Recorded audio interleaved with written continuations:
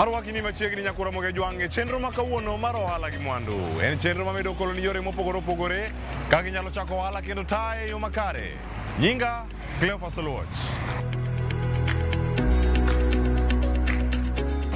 Lony manyasani e weche mag somo nyakura moge jwang kaachiel koda ka gigo ma nyithindo mane sikul nigi siso mar somo omiyo oganda mathoth obiro kod ohala. Mae en ohala mag gigo matiyo kod lony manyasani kata miloso kokalo e yor mbui kata tiyo kod kompyuta midendo kanyo ni robots.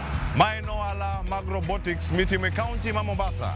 Ka miyo waromo kod midusa miluongo ni Justin Owili ma wuod Homa Bay County miyowa sigande kaka nochako ohala kaachiel koda ka tije mano mar loso kendo uso robots mago makonyo nyithindo e tiegruok mopogore opogore. Owinjo ni nochake nade to sani en ang'o mokete kaunti ma Mombasa. An iluonga ni Owili Justin, ja Homa Bay. Mombasa kae no abire higa mar 2014. Wasebedo kae, wasebedo be kwa timo ohala mara iluongo ni Robotics. So Robotics wan joma timo research, be wakonyo be kampuni timo automation. Kasto wakonyo be joma pod dhi school somo weche mag teknolojia kaachiel kod teknolojia kaachiel kod konyogi gi resources mar equipment makonyogi somo weche makamano. Yes, koro ohala ni nachake nikech an background nama en engineering. Koro engineering kachaka ni watimo na realize ni nitiere gaps mang'eny. Ma mokwongo en ni prior exposure. Ji mang'eny ne onge background mar technology. Kido ka somo moko mang'eny, ji nigi ng'iko kido ka jok moko moa e background machielo nigi advantages malo jok moko. Koro naneno ka wanya fix gap ni by konyo joma onge equipment, joma onge nyalo, partnering gi jok ma opogore konyo schools matobe ok nyal afford equipments wa kaachiel kod schools manya afford by leveraging. Yes, koro kamano eka nwachako ohala ni ma korka school. Kasto korka industry, kane wa adhi school noyudo ka ji mang'eny ne biro nikech nwayudo kwa loso gik mang'eny e school kaka 3D printers. Diere ka ne 3D printers wan jok manokwongo loso e Africa. Koro yudo ka ji mang'eny jo industries ne biro negi hero gik mane watimo. Ne gimiyowa tich mang'eny kaka designing kendo printing custom parts. Koro mano ne waneno opportunity mar scaling it up. Koro mane kaka ne relationship wa gi big industry no chakore. Yes, ohala ni marwa nwachako kaka service. Koro nwachaka gi ujuzi mane wan go. Koro ujuzi mane wan go watimo tije matindo to jogo chulo wa mos. Koro pesa mane wayudo matin mwaketo kacha kasto mos wachako go ng'iewo gik moko. Sani koro okanya wacho no dhi marach sana.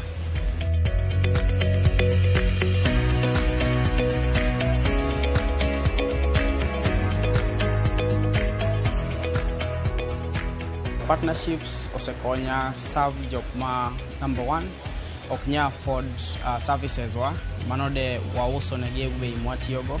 Kasto number two osekonyowa scaling up nikech kane wachako matin lakini over time wasebedo kwa dongo. Inoga sani wan gi robots manyasani, robot magara kidhi China kata kidhi Germany tiyudo the same robot. Koro one at par with technology iluongo ni Industry of 4.0.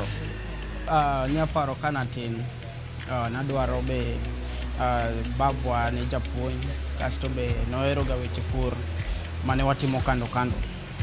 Kendo ka pur kae ne en tich mang'eny nikech seche moko chopo wan mane nyaka wadhi kacha watim purono kata wachul jok moko mondo mi okonywa purono. Lakini koro ing'eni ka koro naparo ways mag keto gino bed mayot kasto be bed affordable. Korido ka nasetemo ga imagine kaka wanya tiyo gi technology mondo okonya gik mang'eny kata ma saving kende lakini be afya mar dhano obed mayot. Korido ka with robotics ntiere gik mang'eny minyatimo e sama tin.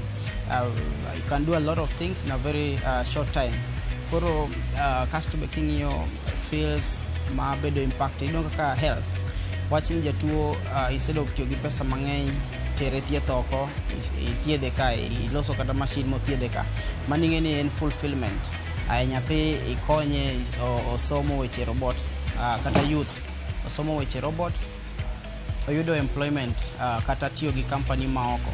Mano ing'e ni fulfillment. Koro an awinjo sense mar fulfillment kaloso robots maloyo. Kasto ing'e ni kichako ing'iyo mbele kucho, iyudo ka sani managers kata jotend kampuni manyo ways manyien maginya save go cost. Koro one of those ways then employing technology. To koro one kaka being joma create technologies ge, iyudo ka one wa feel ena fulfillment moro maber nikech this is our time. Higa mokalo ne walimo county ma Homa Bay, walimo county ma Kisumu, higa ni walimo county ma Migori. Wasebedo kwa twak kod gi jotend county ng'iyo kaka monyakelo somo ma kinyasani ma robotics, coding kod somo miluongo ni artificial intelligence. Koro Mombasa, king'iyo Mombasa ema sani lead e weche mag robotics and coding. Nairobi be sani ober kabisa, lakini wang'iyo nikech ing'eni kaka an atimo ka, lakini an onagi. Koro ka wanyaketo be onagi mbele e weche mag somo manyasani. Koro watemo manyo yore mwanya tiyo gi sirikal ma local, moso county madala, mondo mi water gini kono.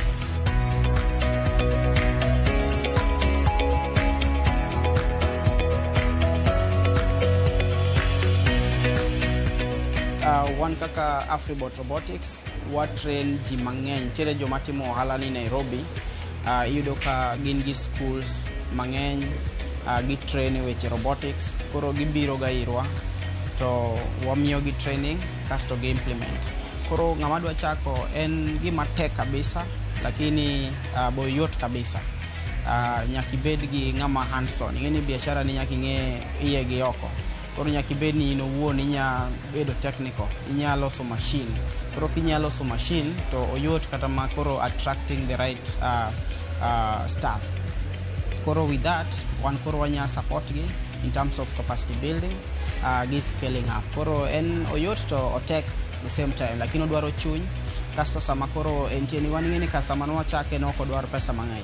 Sani to koro be nyaka ng'ato bede gi budget moro matin. That is moromo robot mokwongo.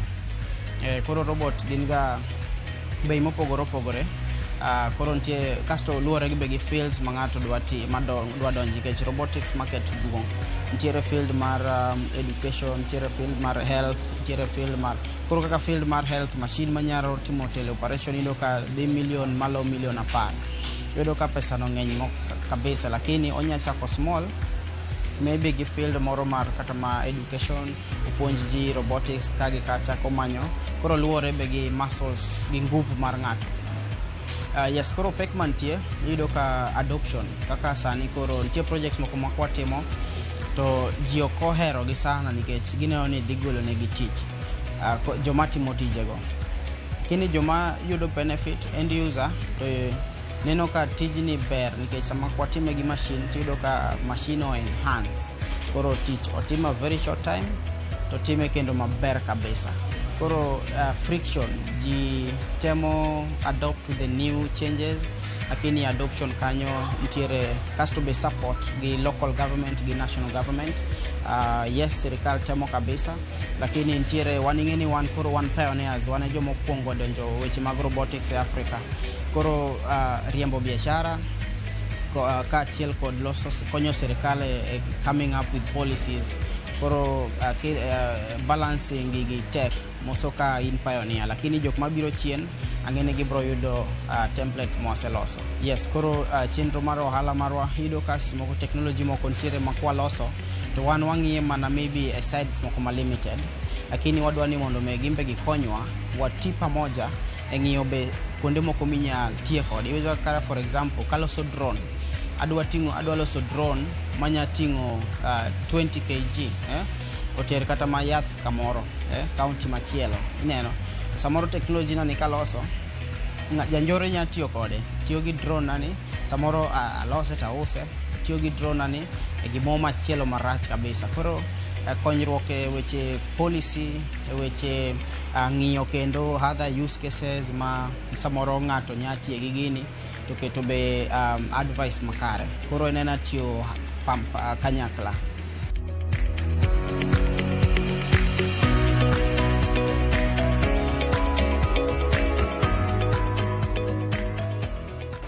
Kamano kabisa. So jok madwa tudore kodwa, website marwa en afribot.africa, social media one afribot robotics, kendo mano mar industry, kasto weche education one afribot education. Koro yudowa Twitter kata X, yudowa Facebook, LinkedIn kod Instagram. Number 907-015-18100 07015-18100. Asante.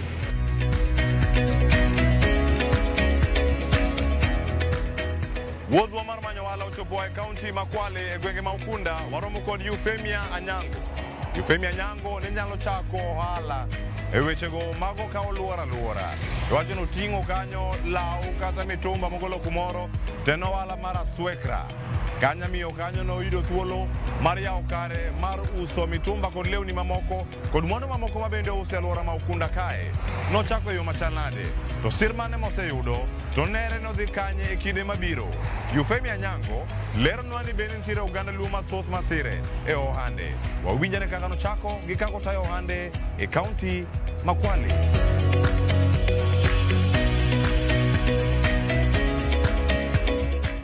An giluonga ni Euphemia Anyango, anyage miala,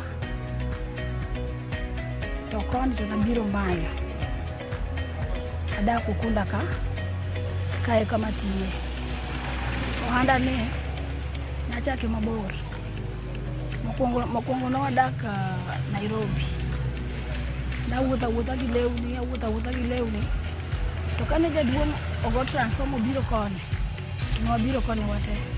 Bang' biro koni, ema nachako kendo ohala. Nachako gi wuotho. Ohala ni nachako nikech ne onge tich. Namanyo tich kuom ndalo mang'eny to nok ayudo. Koro nawacho ni afadhali achako ohala nyalo konya. Koro kane wabiro koni, to nachako gi wuotho, nawaro lewni. Adhi akwanyo kongowea tabiro tawuotho. Awuotho kaluoro e dot ka dot. Bang' kanyo, osiepna moro nokona ni kar wuotho dot ka dot wadhi e chiro. Nawera gi wach dot, wuotho, to nwadhi e chiro moro ni Ukunda ka iluongo ni Ibiza. Chiro ne mano chako use, tadier nwauso. Nakwanyo koro nawe kwenyo koro nayawo bel. Nayawo bel tauso, to naduoko pesa. Mochopo kama koro chiro no be, nene dho ndara molore.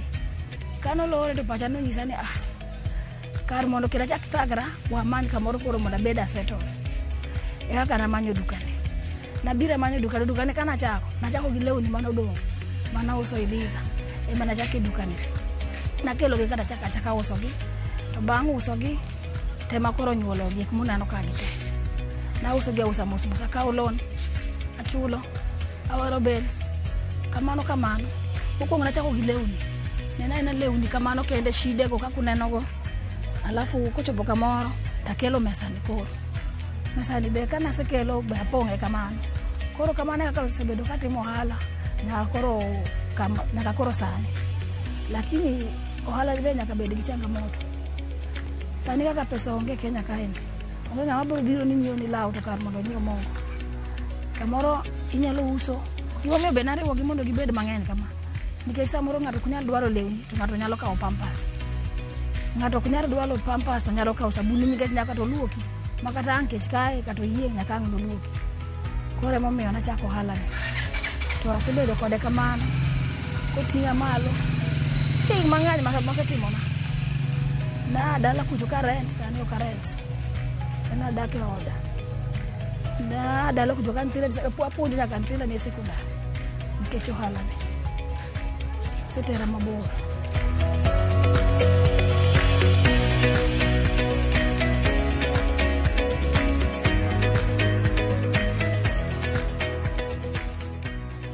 Ohala mar lewni nigi pesa. Kendo kikawo bel no, en gi pesa molo dhi kwanyo achiel kachiel. Nikech seche madhi yawo bel, adhi uso kameras ka kendo dhi duoko na pesa na cha, kata kapok auso modong'. Koro kikawo bel en gi pesa moloyo dhi kwanyo achiel kachiel. Jakinde makere. Ohala ok dwa chuny mayot. Dwa ni mondo nyaka ibed ma strong. Nikech samoro nyalo biro customers gino pogre. Tie customers ma dwaro gine ubembeleza gi. To mano koro kiger to kinyalo yudo gine. Koro ohala nyaka ing'e mana kaka idil gi joma nyiewi. Koro gima asepuonjra, ohala ni en gi yuto. Bora tu nibed jakinda. Kinda kende ema dwarre. Nyaka seche mitimo ohala, onego bed ni timo ohala tiwero tisave. Seche me iseuso bel ni chama itieko. Dong nitie pesa miyudo e wiye. Pesa miyudo e wiye no, kok inyal tugo go chama. Tugo ang'o? Kan. Nikech an mostly atugo chama. Tie chama ma achulo kila ngeso kata achulo siling 8,000 ngeso ka ngeso. Koro kar mondo adhi aken kuchocho, akete chama. Chieng' ma ayudo chama no, to chama no te pesa ma ayudo no, kaka watugeno wayudo gimoro 50 no koro ating'a tere bank. Kendo achaka adhi mbele. Koro ok ochuno nyaka kan pesa. Dong ang'e ni ngesa dhi golo 8,000. 8,000 ne ema koro wacho ni e profit na. Masetimo e wigno. Koro kakan akete chama kacha. To chama no kayude ok odhiga mabor, en gimoro dweche 2 aseyudo. Kiyudo 50,000 ni tating'a adhi akane. Kendo kochako chakre kendo achaka adhi mbele. Koro dwaro kinda mari. Alafu iya uwi. Nikech ng'ato nyalo wacho ni wakan. Ting'eni kisekano pesa cha. Gimoro yudre, chaki dhi golo. Ting'eni kisetere chama. Isemiyo ng'ato isemiyo kibidhi kwa ng'ata ni namiyi pesa na. Kuom jogo ma chunygi to, kik chunygi to. An kana chiro mangiso uno ibiza no, kabiro ka. Nanya tiko wik mangima kwa kama zola siling. Koro nacho gana, to koro kibet. Ohala ki ibet ni ito jiobi. Tanno ka jokbi. Tanno nacho ni, awuoga dhe aluor mondo mi ayudo ng'ato ka ng'ato. To nochopo kamoro makoro nabiro macho ni an aseamua bet mondo abed mondo arit customers obi. To customers nochako biro. Koro ng'eni demo bedo gi kamoro achiel ber nikech seche ma in gi duka cha, ng'acho ng'eni kacha naneno bag. To biro to timo ang'owa. To ng'eni ka naneno bag, koro yudi to bedo mayot. To kiwuotho cha, kaka odhi yudi bedo matek.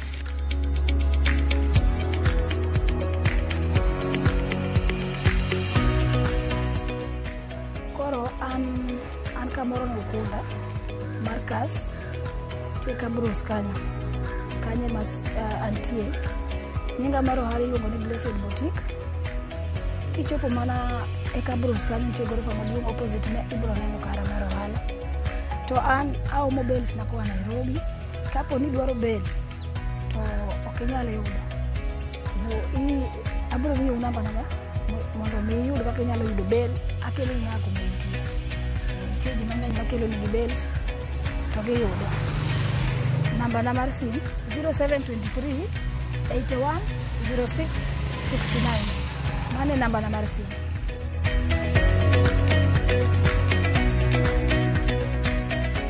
Wasewinjo sigend ni Ramogi Jwang' manyalo kelo lokruok e ngimawa kaka watayo ohala kinde mopogore kata e gwenge mabocho kod suchewa. Wakaw yweyo mokwongo, ka waduogo wabiro kod ja ohala mar juma.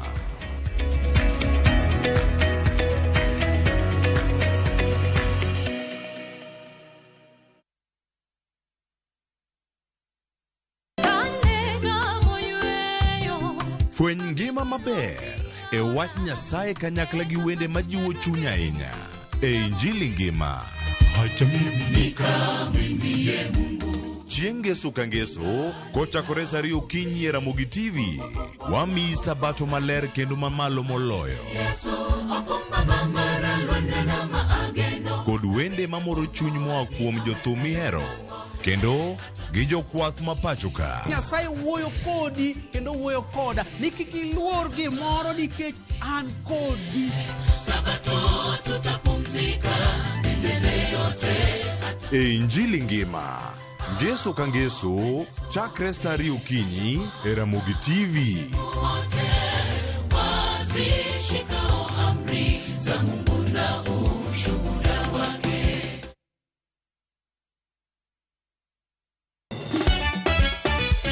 To koro eka iye ochacho. Participate. Ka gik moko medo mana fwenyore, to ngima bende medo bedo matek e boma maduong'. Gimoro amora ma Nyasaye omiya ok awene jachien. Yud mor e ngimani kokalo e gik matindo. Onge ka mwaluoro bwana ochiel chunye wakete pile wacha. Ni ane ngima nyar kochia kod osiepene kaachiel kod joodgi. Kata lit tijiere ya ilak chogo. Ok ginyal weyi ma ok inyiero. Alo ka ero joma ero walo. Alo kero ng'at manyisa gik moko.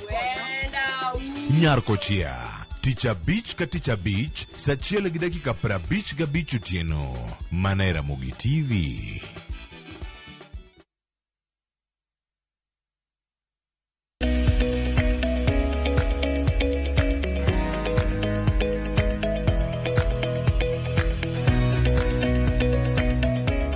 Machiegni kendo nyaka Ramogi jwang' e chenro mar ohala gi mwandu. En mor mara ni pod ikete karka e chenro ni.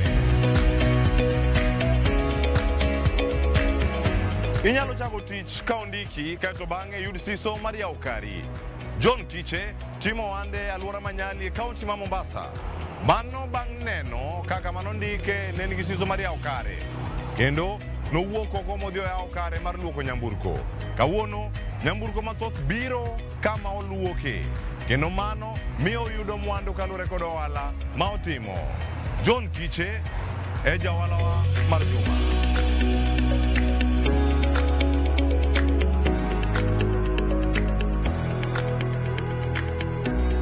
Koro ka biro Mombasa ka, tachako amanyo tich, to naneno ka tich tera koni gi koni.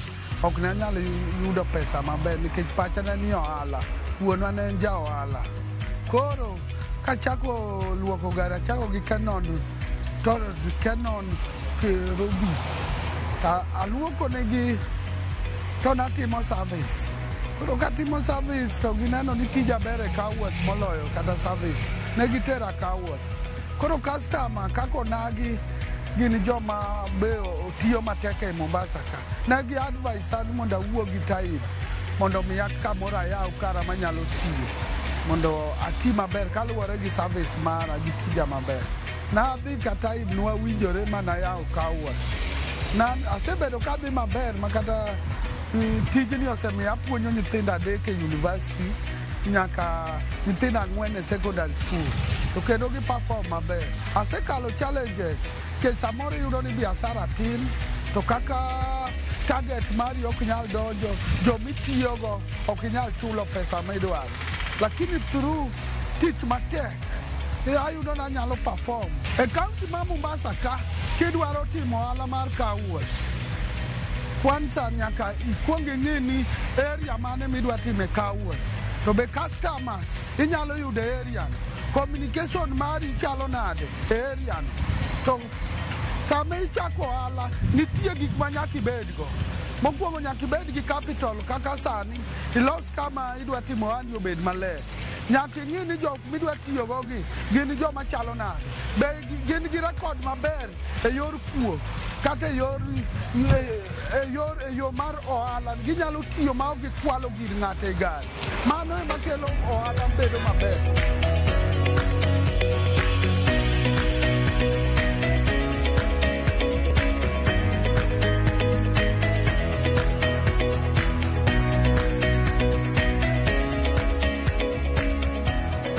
Andiko yawuoyi 5 gi nyiri 4. To yawuoyi andiko kila kabila mantie Mombasa ka. Ok ang'iyo nandik jaluo. Bora ni tiji ber. Especially wang'i joma chalo nyiri. Gitiyo maber kendo giyudo kinyalo golo nyako kane nitiyo kamarach. Kendo ne en gi paro marach ikele kendo imiye biashara. Inyikete tich ipuonje ong'e tich. Idhi yudo ka nyako ni bedo maber moloyo.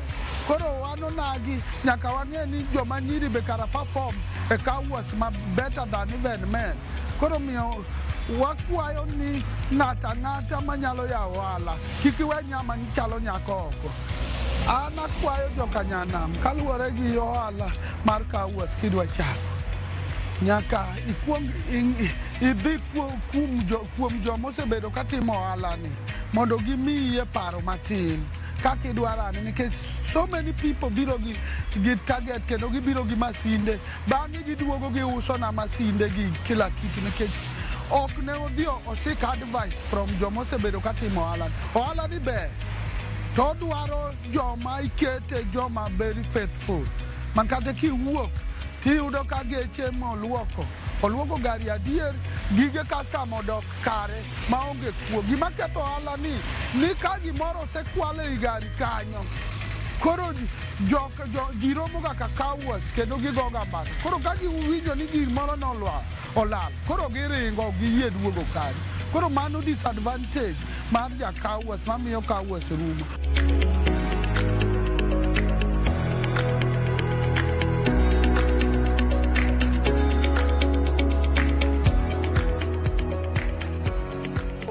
Ohala ni kata kidwa biro kama antie tibiro ipenyo Naivas Nyali kisepenyo Naivas Nyali tibiro bedo gi namba na 0728 04 7752 anwayo namba 0728 04 7752 koro arwako ng'ata manyalo biro for advice kech biashara mora mitimo nyaka isik advice ekibiro ng'e kaka ikontrole maber.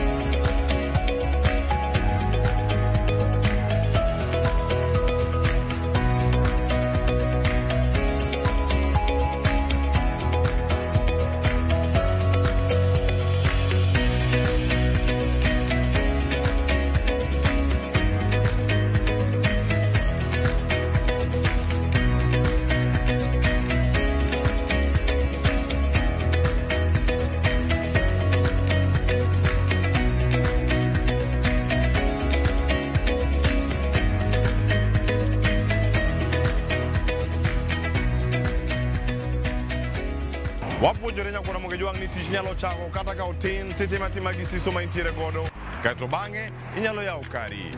En moro mara ni bedo koda nochak chenro ma kawuono mar ohala gi mwandu ma koro sani wachopo e giko mare. Turi koda kendo juma manyien kwa kelo ni ohala machielo wamirie gima opogore opogore ka ginyalo chake kendo tayo makare. Oriti masani nyinga Cleophas Oluoch.